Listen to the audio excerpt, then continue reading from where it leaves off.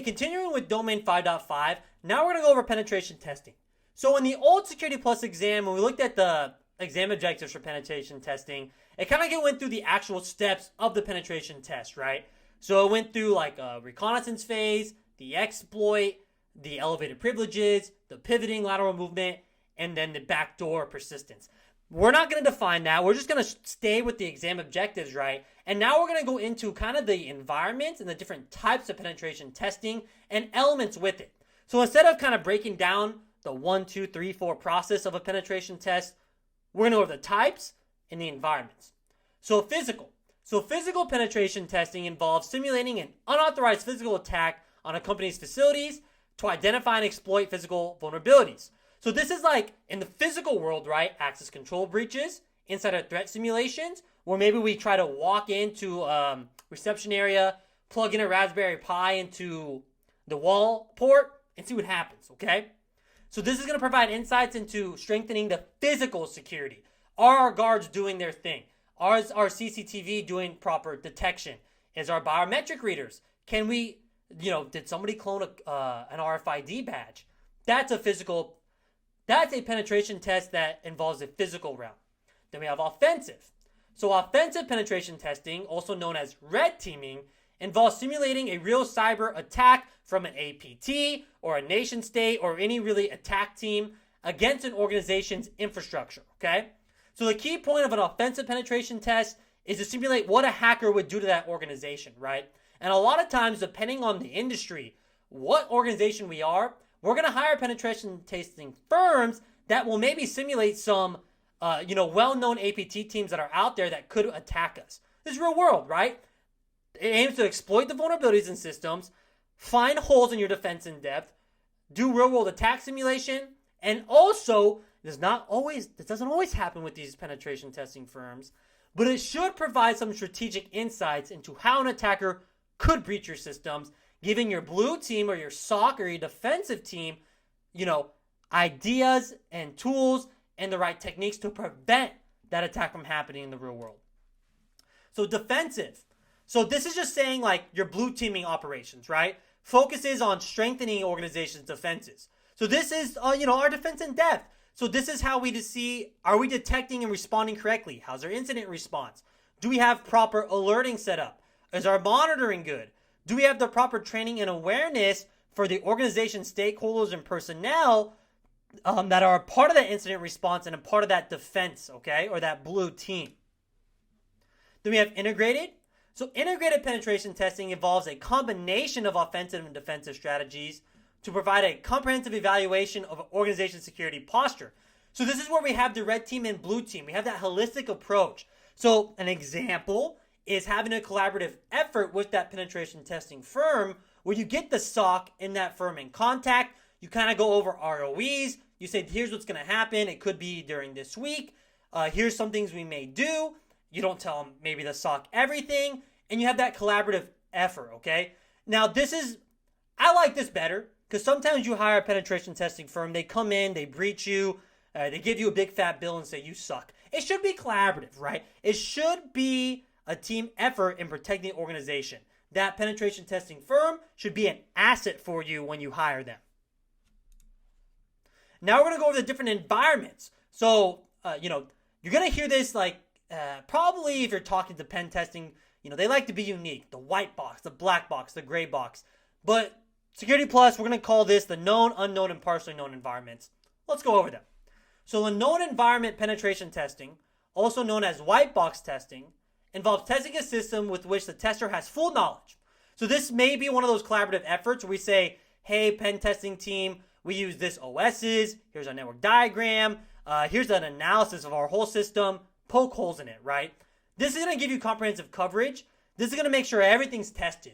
Because sometimes with the unknown environment, we're going to talk about the black box test, there could be vulnerabilities. And maybe that pen testing firm just didn't find them, right? So with this, it's more comprehensive and ensures all components of the system are tested and reviewed. We have the gray box, or partially known. This simulates a more realistic attack where the attacker has some level of insider information. Like maybe they're like, hey, we're going to simulate you having a successful phishing attack on a user. Now do your penetration test, right? Kind of more a balanced approach. kind of more similar to what you're going to see in the real world. Then we have the unknown environment called the black box. This involves testing a system without any prior knowledge. So this kind of simulates a hacking team that, has no information. This is like, hey, we don't know nothing about you guys. We know you're this company. We're going to attack your system. It's going to involve a lot of reconnaissance, a lot of social engineering, and we're going to provide an unbiased assessment of the system's external security posture. Did we find holes in your defense in depth, right? Okay, then we have reconnaissance. We have passive reconnaissance. This involves collecting information about the target without directly interacting with the target systems, and you're avoiding detection. So it's a stealthy approach. This is looking over OSINT, like public records, social media, looking up the job postings they have, looking up employees' LinkedIn. It's like, oh, they have a lot of Red Hat Linux administrators in this company. More than likely, they're probably going to have some RHEL-based systems, right? This is the foundation for active reconnaissance. Kind of this is the pretext or the precursor to more active testing methods, kind of just getting ready to footprint that network or that organization. And then we have active reconnaissance. So active reconnaissance involves interacting with the target systems to gather information, and this is actually making maybe a TCP UDP connection. This is doing that port scanning. This is sending crafted packets to elicit responses. This is trying those phishing emails, right? This is more detail-oriented. It has direct interaction, but the problem with it, right, if you're trying to not be discovered as like an APT team attacking, risk of detection. If you generate a phishing email and we have a good SOC team that recognizes the TTPs that your APT team just tried to use on them, now they can start doing proper threat hunting for you and doing the right proactive steps to protect the organization. Okay, awesome. Let's go ahead and do our check on learning. Let's go ahead and take our quiz here, guys. So question 1, what is the role of reconnaissance in penetration testing?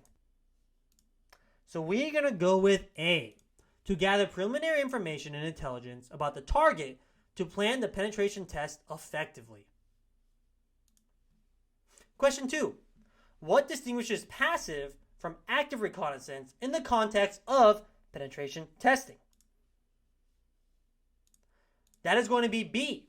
Passive reconnaissance involves gathering information without alerting the target, while active reconnaissance involves direct interaction that may be detected. Question 3. What is the purpose of integrated penetration testing? So we're going to go with C here, and that is going to be to combine various testing approaches, offensive, defensive, known, unknown, for a comprehensive assessment of security posture. Question 4. What distinguishes offensive from defensive penetration testing? Okay, these are long answers, so let's go ahead and read them. We're going to go with D. Offensive penetration testing aims to mimic the actions of an attacker to identify vulnerabilities, while defensive penetration testing involves assessing and improving the organization's ability to detect and respond to attacks. Then the last question, question 5. How do penetration testing approaches differ in known, partially known, and unknown environments? Another couple long answers. Let's see here. So we're going to go with A. In known environments, testers have full information about the target, while in partially known and unknown environments, they have decreasing levels of information, respectively. Let's see our results. We got 100. All right, guys. I'll see you in the next video where we actually go ahead and finish up our Security Plus self-paced course by going over Domain 5.6.